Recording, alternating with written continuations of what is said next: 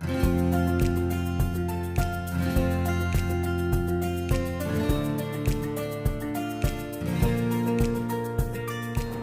अस्सलाम वालेकुम। पहली एप्लीकेशन हमने गॉसेस लॉ की डिस्कस की। हालो चार्ज स्फीयर के अंदर इलेक्ट्रिक फील्ड इंटेंसिटी का फार्मूला हमने निकाला और वो electric field intensity zero I. आप उस वीडियो को ज़रूर देखें क्योंकि उसमें हमने कुछ स्टेप्स लिखे हैं कि आप कैसे इलेक्ट्रिक फील्ड इंटेंसिटी मालूम कर सकते हैं गॉसेस लॉ अप्लाई करके। उन्हीं को अभी हम फॉलो करेंगे कि हमारे पास एक इनफाइनाइट शीट ऑफ चार्ज के लिए हम इलेक्ट्रिक फील्ड इंटेंसिटी मालूम करना चाहते हैं। तो उस इनफाइनाइट शीट ऑफ चार्ज का कुछ पोर्शन हमने यहाँ पे बनाया है, फाइनाइट पोर्शन यहाँ बनाया है, और पॉजिटिव चार्ज जो है वो इस शीट के ऊपर डिस्ट्रीब्यूट हुआ है। अब इस शीट के पास किसी पॉइंट पे आप इलेक्ट्रिक फील्ड इंटेंसिटी मालूम करना चाहते हैं तो आपको गॉसियन सरफेस कंसीडर करना पड़ेगी। और गॉसियन सरफेस आप अपनी मर्ज़ी से कंसीडर कर सकते हैं। आपने दो चीज़ों का ख्याल रखना है कि आपके लिए इलेक्ट्रिक फ्लक्स कैलकुलेट करना आसान रहे ई डॉट ए से। तो ई डॉट ए से इलेक्ट्रिक फ्लक्स आसान तब रहता है जब इलेक्ट्रिक फील्ड इंटेंसिटी और एरिया वेक्टर या तो पैरेलल हो और या परपेंडिकुलर हो। तो ऐसी सरफेस कंसीडर करनी है जिसके लिए एरिया वेक्टर और इलेक्ट्रिक फील्ड इंटेंसिटी या तो पैरेलल रहे या फिर परपेंडिकुलर रहे। तो फिर हमें काफ़ी आसानी हो जाती है। अभी हमने जो कंसीडर की है गॉसियन सरफेस वो in form of cylinder consider की है। और ये जो चार्ज डिस्ट्रीब्यूट है इसकी डेंसिटी को हम कहते हैं surface charge density. Charge per unit area on the surface, unit area of surface पे कितना चार्ज मौजूद है इसको कहते हैं सरफेस चार्ज डेंसिटी। और आप क्यों फाइंड कर सकते हैं अगर आपको सिग्मा का पता हो और एरिया का पता हो। अब हम इस शीट में से गॉसियन सरफेस पास करेंगे और गॉसियन सरफेस हमने यहाँ पे एक सिलेंड्रिकल सरफेस कंसीडर की है।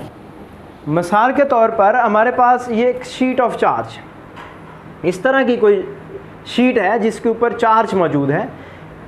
इसके पास हम किसी पॉइंट पे इलेक्ट्रिक फील्ड इंटेंसिटी मालूम करना चाहते हैं तो हम ऐसी गॉसियन सरफेस लेंगे जिसके लिए इलेक्ट्रिक फ्लक्स के फार्मूले को सॉल्व करना आसान हो। तो हमने सिमेट्री को देखते हुए हम एक सिलेंड्रिकल सरफेस कंसीडर कर लेते हैं और ऐसा सिलेंडर कंसीडर करते हैं जो आधा जो है वो इस सरफेस के एक साइड पर है और आधा जो है वो दूसरी साइड पर है। इस पॉइंट P के ऊपर आप इलेक्ट्रिक फील्ड इंटेंसिटी मालूम कर सकते हैं या फिर P डैश पॉइंट पे इलेक्ट्रिक फील्ड इंटेंसिटी मालूम कर सकते हैं। तो इस खास डिस्टेंस के ऊपर, यहाँ पे डिस्टेंस एक जैसा है इस साइड पे भी और इस साइड पे भी, तो इस सरफेस गॉसियन सरफेस के ऊपर आप गॉसेस लॉ लगा के आप मालूम कर सकते हैं इलेक्ट्रिक फील्ड इंटेंसिटी यहाँ पे इस P पॉइंट के ऊपर। अब ये जो सरफेस कंसीडर की है, आप देखें इसकी तीन साइड्स हैं। एक इसका ये फेस है, एक इसका फेस इधर है ये वाला, और तीसरी इसकी कर्व्ड सरफेस है। तो तीन साइड्स हैं इस पूरी सरफेस की। इस पूरी सरफेस में से गुजरने वाला फ्लक्स अगर आप मालूम कर लें तो फिर आप इलेक्ट्रिक फील्ड भी मालूम कर सकते हैं। तो सबसे पहला काम यही है कि आप इस गॉसियन सरफेस में से गुजरने वाला टोटल फ्लक्स मालूम करेंगे। और हमने यहाँ दोबारा इसको दिखा दिया है कि इस फेस 1 के ऊपर जो P पॉइंट है यहाँ पे, फेस 1 के लिए इलेक्ट्रिक फील्ड इंटेंसिटी इस डायरेक्शन में है और इसका एरिया वेक्टर भी इस डायरेक्शन में है।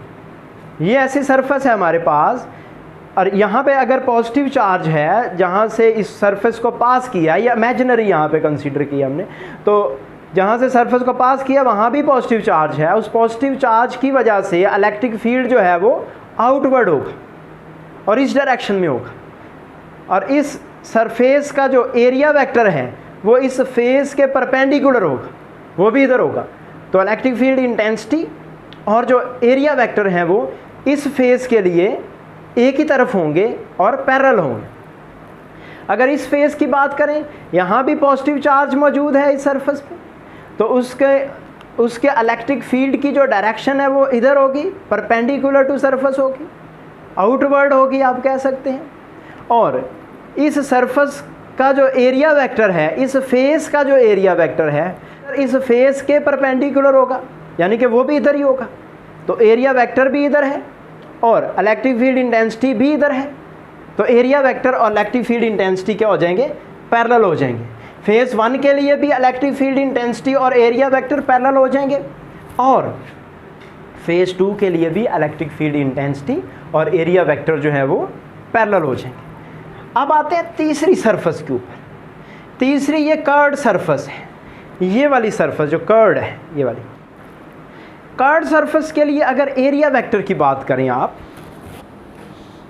तो आप देखें अगर ये वाली साइड है, इसका एरिया वेक्टर इस सरफेस के परपेंडिकुलर होगा, यानी कि ऊपर की तरफ। अगर इस साइड की बात करें तो एरिया वेक्टर इधर होगा। नीचे वाली सरफेस की बात करें तो एरिया वेक्टर नीचे की तरफ होगा। अगर इस साइड की बात करें तो एरिया वेक्टर इधर होगा। ऐसे ही इस साइड पे भी एरिया वेक्टर ऐसे होगा।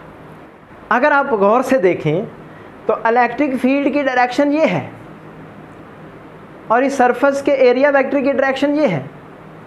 तो एरिया वेक्टर की डायरेक्शन और इलेक्ट्रिक फील्ड की डायरेक्शन में एंगल कितना बन रहा है? 90 डिग्री। यहाँ देखें एरिया वेक्टर की डायरेक्शन डाउनवर्ड है, इलेक्ट्रिक फील्ड की डायरेक्शन इधर है राइटवर्ड। तो कितना एंगल बना? 90 डिग्री। यहाँ देखें एरिया वेक्टर की डायरेक्शन अपवर्ड है और इलेक्ट्रिक फील्ड ऐसे है, एंगल फिर 90। तो इस सारी की सारी कर्व्ड सरफेस के लिए एरिया वेक्टर और इलेक्ट्रिक फील्ड जो हैं वो परपेंडिकुलर रहते हैं। तो हम फ्लक्स मालूम करते हैं, टोटल फ्लक्स जो इस पूरी सरफेस में से गुजरेगा वो बराबर होगा sum of the flux through face 1 and face 2 and curved surface 3 वाली जो कर्व्ड सरफेस, तीनों का फ्लक्स को अगर जमा कर दें तो ये इस पूरी गॉसियन सरफेस में से गुजरने वाला फ्लक्स निकल आएगा। अब फेज 1 के लिए E डॉट ए करेंगे, फेज 2 के लिए भी E डॉट ए करेंगे, कर्व्ड सरफेस के लिए भी E डॉट ए करेंगे। फेज 1 के लिए आपने देखा एरिया वेक्टर और इलेक्ट्रिक फील्ड पैरेलल हैं, तो cos 0 आ गया। फेज 2 के लिए आपने देखा एरिया वेक्टर और इलेक्ट्रिक फील्ड पैरेलल हैं, तो फिर cos 0 आ गया। कर्व्ड सरफेस के लिए आपने देखा एरिया वेक्टर और इलेक्ट्रिक फील्ड परपेंडिकुलर है, हर जगह पे इस पे परपेंडिकुलर रहे पूरी कर्व्ड सरफेस के लिए, तो 90 एंगल आ गया E और A में। cos 0 1 होता है तो E A आ गया, cos 0 1 हो गया फिर E A आ गया। कर्व्ड सरफेस के लिए cos 90 है, 0 हो गया, तो कर्व्ड सरफेस में से गुजरने वाला फ्लक्स 0 हो गया। तो इन दोनों को जमा किया तो 2EA आ गया, तो फ्लक्स आ गया 2EA इस पूरी सरफेस में से गुजरने वाला। अब आप अप्लाई कर सकते हैं गॉसेस लॉ, और गॉसेस लॉ ये कहता है कि फ्लक्स होता है Q/ε0। तो Q जो है वो पता चलेगा अगर आपको सिग्मा का पता है, सरफेस चार्ज डेंसिटी का पता है, और जितनी सरफेस आपने कंसीडर की है ये वाली, इसका एरिया का पता होगा। इतनी सरफेस का एरिया कंसीडर करना है जहाँ से आपने गॉसियन सरफेस पास की है, इतनी सरफेस का एरिया हमें चाहिए, गॉसियन सरफेस का एरिया। तो इसका एरिया पता चल जाए और डेंसिटी का पता चल जाए तो आपको पता चल जाएगा कि जहाँ से अपने सरफेस पास की है गॉसियन, वहाँ पे चार्ज कितना है। तो गॉसियन सरफेस पे चार्ज कितना है वो मालूम करना है। तो Q की जगह पे सिग्मा ए आ गया, तो सिग्मा ए और ε0 इक्वेशन 2 बन गई। एक बाय डेफिनेशन आपने फ्लक्स निकाला है, दूसरा आपने गॉसेस लॉ से फ्लक्स लिखा है। इन दोनों को आप कंपेयर कर लें, दो लेफ्ट हैंड साइड बराबर है तो राइट हैंड साइड भी बराबर है। तो 2EA को बराबर रख लें सिग्मा ए और ε0 के, तो ए से ए कैंसिल हो गया, तो ई बराबर आ गया सिग्मा ओवर 2 एप्सिलॉन नॉट।